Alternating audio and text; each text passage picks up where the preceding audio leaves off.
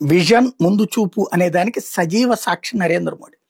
దేశంలో ఉన్నోళ్ళందరూ ఇదివరకు మనకి 100 క్యాండిల్స్ బల్బు ఇయ్యి, 50 క్యాండిల్స్ బల్బు ఇయ్యి, 20 క్యాండిల్స్ బల్బు ఇయ్యి, లేకపోతే 200 క్యాండిల్స్ బల్బు ఉంటే ఇవి మేము వెళ్ళి కొనుక్కొచ్చేది. అది కూడా నెలకో 2 నెలకో మ్యాక్సిమం 6 నెలలు ఉంటే గొప్పది ఫిలిప్స్ బల్బు ఇట్లా చెప్పేవాళ్ళు. కానీ దీనివల్ల వాడకం విద్యుత్తుది ఎక్కువ అవుతుందని గమనించాక మోడీ ఏం చేశారు, దేశవ్యాప్తంగా ఎల్ఈడి బల్బులు వాడే కాన్సెప్ట్ తీసుకొచ్చారు. మనల్ని అందరినీ మార్చుకోమని చెప్దామంటే అదేమో 100ల్లో ఉంటుంది ఎల్ఈడి బల్బు. దానికోసం ఏం చేశారు, ప్రభుత్వమే డబ్బులు తీసుకుని ప్రభుత్వమే ఖర్చు పెట్టుకుని 10 రూపాయలకే ఆ బల్బులు, మన దగ్గర ఉన్న మాడిపోయిన బల్బు తీసుకెళ్తే మనకి ఎల్ఈడి బల్బులు ఇచ్చుకొచ్చారు. అవి మనం ఇళ్లలో పెట్టుకున్నాం. అది ఏళ్ల తరబడి ఉండేటటువంటి, అది పోతే మళ్ళీ ఇంకోటి వచ్చాడు. దీంతో ఏమైంది, దేశంలో ఎల్ఈడి బల్బులు వాడకం పెరిగింది. దాని ఇంపాక్ట్ ఏమైంది, ఈ 10 వాల్ట్లో 20 వాల్ట్లతోనే 80-100 వాల్టుల పవర్ అక్కడ మనకి జనరేట్ అవుతుంది.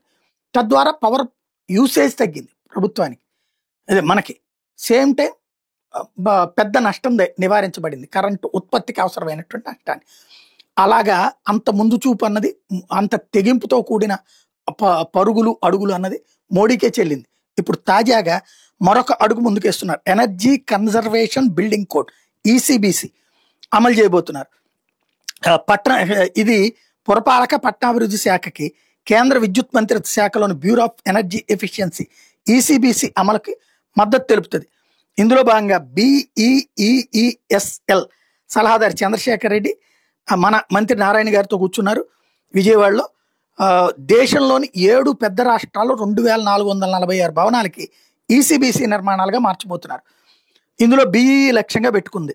అందులో అత్యధికంగా ఆంధ్రాకే ఇచ్చారు ఛాన్స్. 786 భవనాలని ఈసీబీసీ భవనాలుగా మారుస్తున్నారు. ఏపీ తర్వాత స్థానాల్లో తెలంగాణ 738, పంజాబ్ 552, ఉత్తరప్రదేశ్ 201, హర్యానా 100, కేరళ 57, ఉత్తరాఖండ్ 12 ఉన్నాయి. వీటిలో ఏంటంటే పర్యావరణ అనుకూల భవన నిర్మాణాల కింద ప్రోత్సహిస్తారు.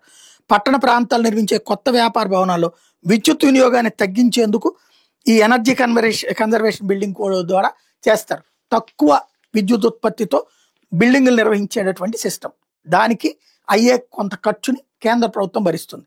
అది ఆంధ్రాకే అత్యధికంగా ఇచ్చింది అవకాశాలు.